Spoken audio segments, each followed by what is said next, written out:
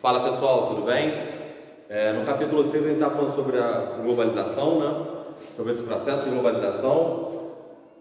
Falamos sobre os arautos, os críticos e os céticos em relação a esse processo. E no capítulo 7 vamos continuar falando sobre globalização e aprofundar um pouquinho esse lado mais crítico em relação a esse processo.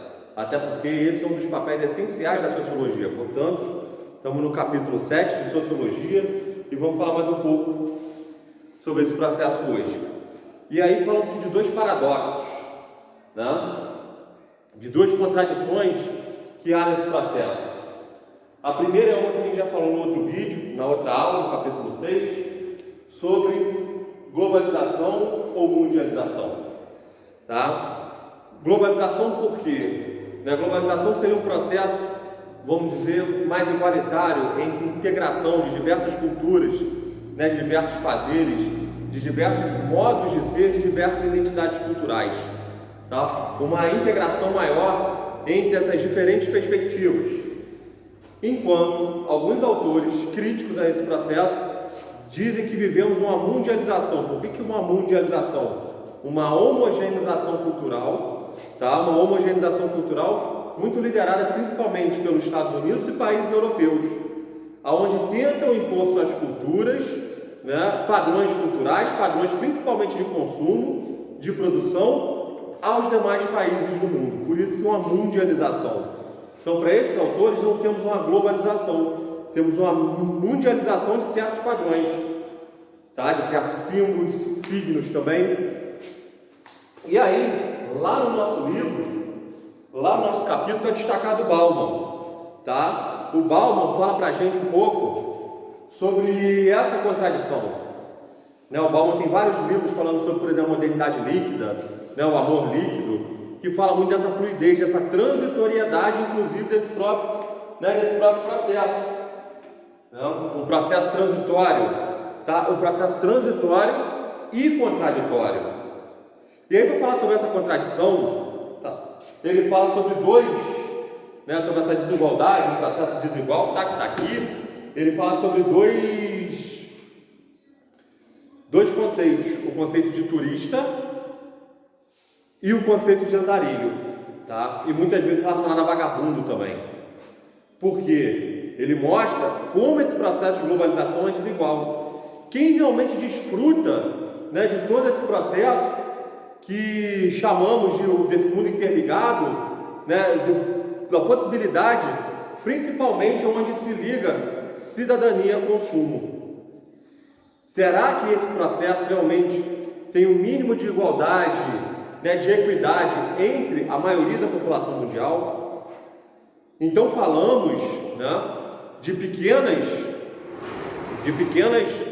de algumas minorias ou de pessoas que têm a possibilidade do consumo, e são esses que ele classifica como turista.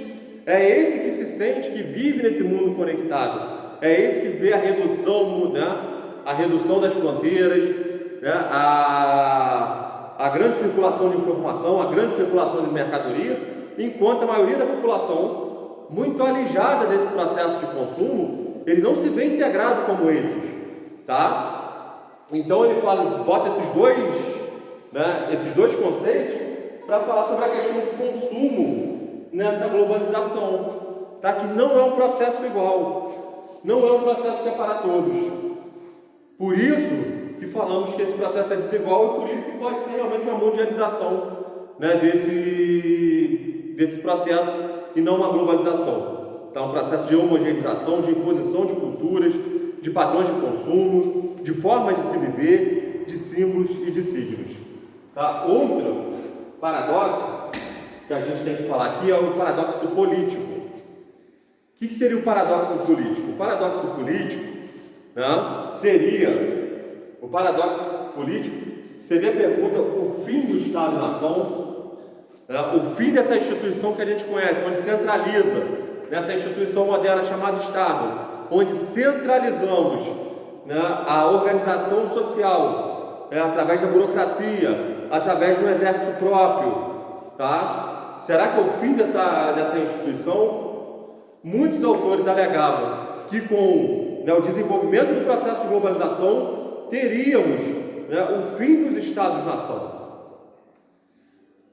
As fronteiras ficariam mais fluidas, né? Alguns falam até acabar com as fronteiras. Será realmente que a gente construiu pontes ou construímos muros nesse período?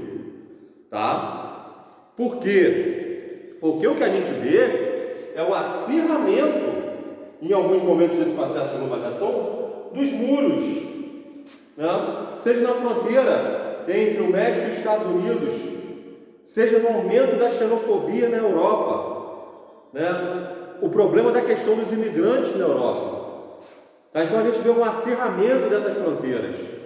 Esse acirramento das fronteiras mostra para a gente que esse processo é contraditório, né? Não estamos falando do fim dos Estados-nação. Vemos, né, muitas vezes o fortalecimento de identidades nacionais. Vemos muitas vezes, né, esse processo de aumentar o processo de xenofobia, de preconceito, de aversão ao estrangeiro. Tudo bem que ao mesmo tempo vemos processos, por exemplo, de grandes blocos econômicos, tá? Como a União Europeia, como aqui na América do Sul, o Mercosul.